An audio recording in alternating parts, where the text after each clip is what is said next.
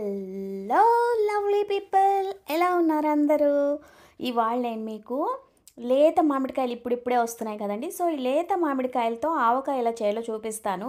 ఇది ఇన్స్టెంట్గా అప్పటికప్పుడు పెట్టుకుని ఒక వారం 10 రోజుల్లో అయిపోయేటట్టు కొంచెం ఆవకాయ పెట్టుకుంటే చాలా బాగుంటుంది.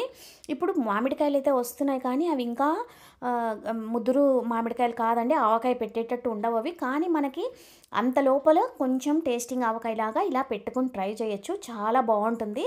సో ఇది చక్కగా మనం కొత్త మామిడికాయలు ఇప్పుడిప్పుడే వస్తున్నాయి కాబట్టి ఎలా చేయాలో నేను నీట్గా ప్రాసెస్ అయితే చూపిస్తాను. మీరు చూసి బాగా చేసేసుకొని ఎంజాయ్ చేయండి. మీకు కనుక నా వీడియోస్ యూస్ఫుల్గా ఉంటే లైక్, షేర్ అండ్ సబ్స్క్రైబ్ చేసుకోండి నా ఛానల్కి. సో ముందుగా మనం ఆవకాయ ఎలా చేయాలో చూపిస్తాను. చక్క వీడియోలోకి వెళ్ళిపోదాం. గబగబా చూసేయండి, టక్టకా చేసేయండి. ముందుగా ఒక మిక్సీ జార్లో ఒక 2 స్పూన్ల ఆవాలైతే మెత్తగా పౌడర్ చేసి పక్కన పెట్టుకోండి. ఇప్పుడు నేను 1 కప్పు కొలతకి చెప్తున్నానండి. 1 కప్పు మామిడికాయ ముక్కలు తీసుకున్నాను నేను. సో ఇవి మనం టెంక లేకుండా ఇలా చిన్నగా తరిగి పెట్టుకున్నాను. దీనికి నేను 1 కప్పు మామిడికాయ ముక్కలకి అర కప్పు కారం వేసానండి. హాఫ్ కప్పు కారం. కారం బాగా అరకప్పు వేసుకోండి.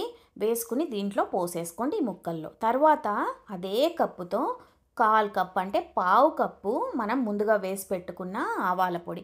పావు కప్పు అయితే సరిపోతుందండి. పావు కప్పు ఆవాల పొడి కూడా ఇప్పుడు దీంట్లోనే వేసేసుకోండి. తర్వాత అదే కప్పుతో పావు కప్పు ఉప్పు. ఉప్పు కూడా ఇప్పుడు మనం ఆవపిండి ఎంత వేసుకున్నామో అంతే వేసుకుంటే సరిపోతుంది కరెక్ట్గా.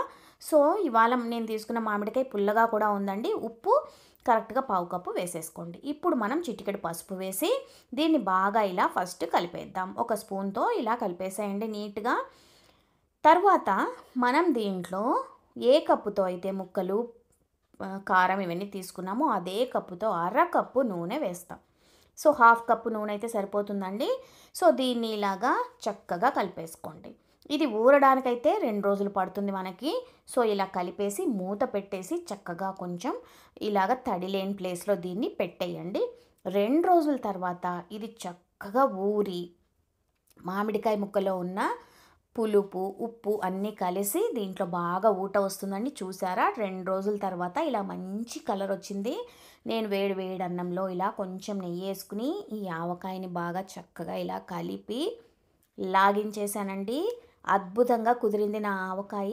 మీరు కూడా తప్పకుండా ట్రై చేసి ఎలా వచ్చిందో నాకైతే కమెంట్ పెట్టండి.